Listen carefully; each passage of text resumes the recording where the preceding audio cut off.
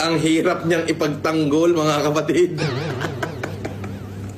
Nahihirapan ako ipagtanggol.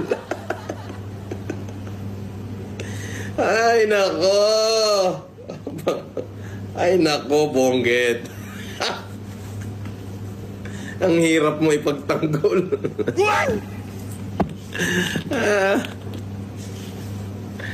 Isko. If I will remember my life,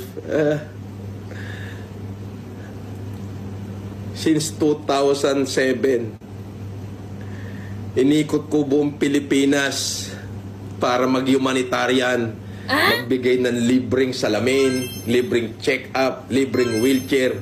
Buong Pilipinas. Naaalala ko pa noon, 2013, bumaha sa Pasay. Kaming dalawa ng tiyaheng ko at saka yung mga anak niya. Si Ito, imulat natin ang mga mata natin. Dahil may matatalino naman tayo. Oh, matalino tayo. Anong gagawin natin?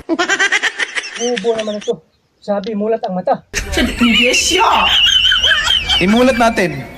Kiko, anong ginagawa mo dyan? Sabi, mulat ang mata. Lagi nating sinisisi ang pamilya Marcos pagdating sa korupsyon. Hindi ba natin nakikita na sa panahon ng Marcos, ang bansa natin number 1 sa ekonomiya? May korap pang bansa na number 1 sa ekonomiya.